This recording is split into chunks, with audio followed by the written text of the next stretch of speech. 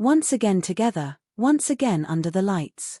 A Saturday charity gala in Santa Barbara looked like the perfect stage for a picture-perfect return, he in black, microphone in hand, confidence in his smile, she in midnight blue, hair swept in soft waves over her shoulder, gold bangles catching the light with every gesture. The scene had everything: spotlights, applause, conversations with local officials and community leaders, straight from the textbook of a Hollywood comeback. But as so often in this couple's story, the most important part of such an appearance is not what is visible, but what is carefully hidden behind practiced posture and measured expression. The obvious hook: this was their first joint appearance after Harry's 54-minute tea with his father at Clarence House, followed immediately by a sudden pivot to Ukraine. And here they were again, side by side, no trace of tension, framed with local police officers, volunteers, and celebrities.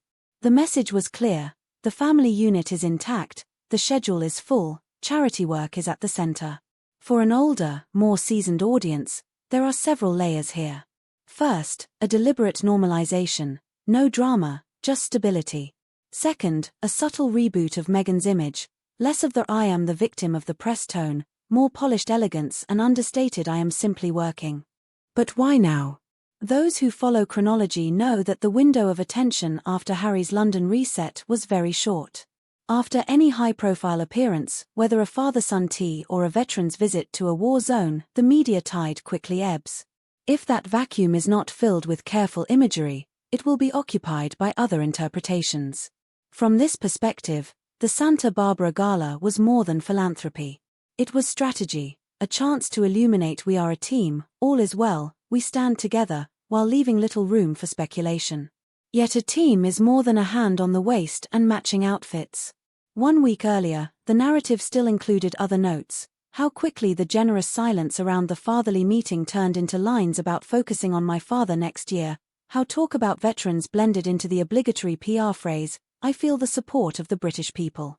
In this light, the gala appearance was an attempt to adjust the sound mix, dialing down the discordant notes, turning up the warmth. For a mature audience, this is easy to read: when a family foundation is truly stable, there is no rush to display it in the shop window. Here, the shop window was arranged with care, and that, in itself, tells its own story. Look closely at the details. The gown, timeless, without screaming for attention. The jewelry, recognizable but not flashy. The manner, a safe smile, light laughter, supportive gestures, no sudden turns of subject. This is the language Meghan uses whenever she wants to rebuild trust with those who watch not in clips but in the long-running series of life. For older viewers, this restrained aesthetic works far better than speeches. They know how to sense when restraint is real and when it is polished performance. Now to Harry. His role on this night was simple: speak, thank, hold the pause. And that was precisely what he did: no confession, no hooks, no personal diary on stage. Perhaps this was his most sensible choice in a long while. Because after years of headlines filled with words like truth, conscience, and possible reconciliation, any extra flourish only strains the nerves. For the practical public, who have lived through their own family conflicts, reputation today is built not on words but on restraint and steady work. Here, Harry's self-control was an asset, not a liability. But there was another layer visible for those with more seasoned eyes. Charity galas are, of course, about raising funds. But they are also about the architecture of relationships: who speaks with whom backstage, who is guided toward the photographer, who takes the stage, and who stays nearby, lending balance. On Saturday night, the signal was clear: there is no struggle for the spotlight within the couple. Harry at the microphone, Meghan alongside, offering presence, support, the second line without which the front line cannot hold. If this is not a one-off staging but a chosen rhythm, it is a wise one. For older audiences who value the strength of the rearguard as much as the lead, this division of roles is a sign of maturity. How does this American tableau intersect with the British storyline? On one hand, we see an edited California version: light, sunny, here we are with neighbors and volunteers. On the other, the unshakable British rule of duty before words. Ideally, the two should converge: warm imagery on the local stage, paired with quiet, private steps toward rebuilding trust where it was broken. That combination would be the litmus test. If the California gloss is followed by unseen gestures of reconciliation, the puzzle might finally align. If not, older audiences will dismiss the gala as just another polished episode. Consider Meghan's personal brand. A season of lifestyle projects, glossy experiments, warm kitchen aesthetics, celebrity exchanges, that is the palette. But for the 50-plus demographic, the real currency is not trend but character.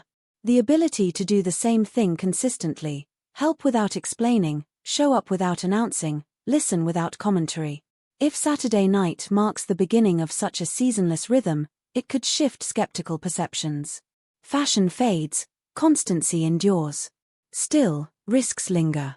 First, the temptation to compensate for silence in Britain with noise in California. The brighter the stage at home, the louder the echo abroad. Second, the eternal hazard of sources. Any leak from close friends undermines a week of restraint. Third, the risk of blending philanthropy with personal disputes. When all focus should rest on cause, even whispers of conflict corrode trust. And trust, once lost, is rarely rebuilt in the eyes of older viewers. So what is in this for us, the audience? Public family stories long ago became mirrors for private ones. We recognize the same dilemmas in our own lives. Where is the line between reconciling for show and reconciling for real? When is it wiser to speak, and when is silence the truest gift? Saturday's image from Santa Barbara speaks directly to these questions.